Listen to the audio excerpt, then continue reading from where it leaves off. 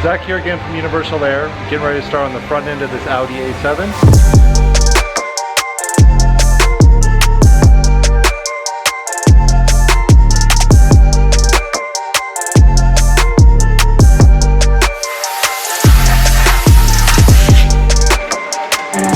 Fit. It's like a champ. Zach here again from Universal Air, getting ready to start on the front end of this Audi A7.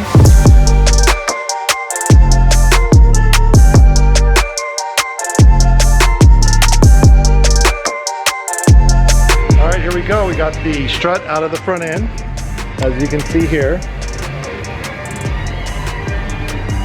A few quick tips for you. Make sure you disconnect this height sensor linkage before you drop the strut out of the car, because you don't want to overextend and break this unit. And then also be mindful of the front axle if you have the Quattro version.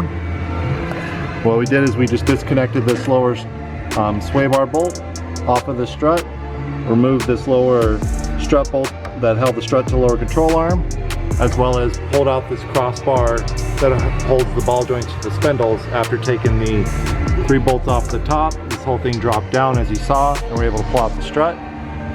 What we've done here is we've gone ahead and mocked up how low we want it to go. At this point right here, the upper control arm is actually hitting the strut tower. It's already pushed out this top boot section, so it's kind of our ideal drop height to have it at.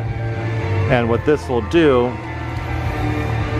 with the tire up to the inner fender well, is roughly 14 inches, or basically 28-inch overall tire height. So if we can get it down to this height, it'll be fully dropped on the inner fender well. Most likely the strut length right here is going to limit how far down we can go. So that's why we're going to make a set of our solution struts for this chassis as well. So for those that want to go all the way down with it. So we're going to get plugging away on this front end setup and hopefully have something done here soon for you. Now, one very interesting thing, I'm getting ready to pull the spring off of the strut. We're loosening this top center nut to get the strut mount off and be able to remove the spring.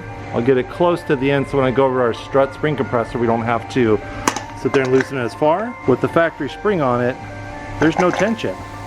There's no preload on the spring. So it's very interesting. I've never seen an OEM strut with no preload on the spring. Now, something worth pointing out here is this is the front spring setup on the car as it comes, and as you can see, there's quite a bit of fender gap here with the up on the hoist. We're back here in the office. We're going to go ahead and design up the mounts for this. So what we've done here is we've gone ahead and removed the upper strut mount, pulled off the spring.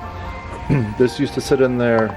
We're going to remove the bump stop itself right here, as well as this spring mount and rubber isolator. Then on the strut itself, first we're going to pop off this cap, and then the spring perch itself slides off, and there's this little plastic spring adapter that goes inside the spring perch over this body. That comes off, and then we're going to leave this circlip retainer. You can see that little circlip underneath here. This is designed to slide over it to keep that clip from opening up where this whole thing slides down. It's going to locate off of this area right here and sit on top of this stock spring retainer. Underneath there they run a circlip, but this helps keep that clip retained. And then for this top side, we're going to make a bracket that's going to locate off of this outside profile here, as well as this inside lip. And that way the bag will sit right in between here.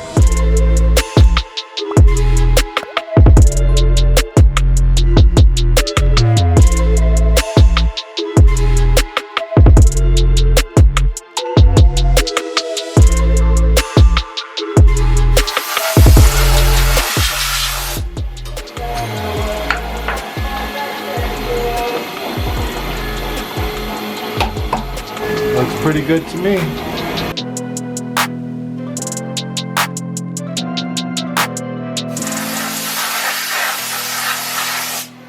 See how she fits? Oh, just a little too tight. Our clearance here is good. For the ring, just a little bit too tight for the strut. Here we go, take 2.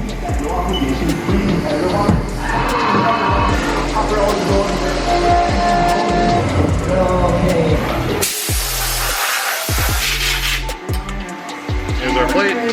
Looks pretty much the same as the last one. The fit, it's like a champ.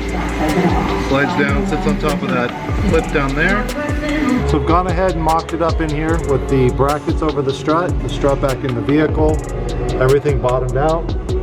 And then what I like to do is go ahead and take our center pipe of our bag and test fit it in there.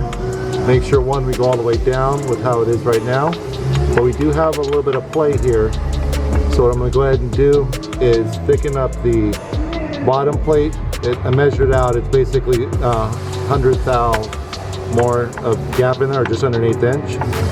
So go ahead and thicken this plate up a little bit to raise it up. So at this point, when the car is fully bottomed out, or I should say just before that, it'd be sitting on this pipe inside the bag. So that way you don't have to worry about damaging the strut from fully collapsing it. That's going to do it for the A7. The vehicle's already back off to the shop. Rad Rides, who's doing the full air system install. Please click here to see the video of the install and the big reveal. Any questions or comments, please leave them below. If you like the video, go ahead and give us a big thumbs up and subscribe to see more. See you soon.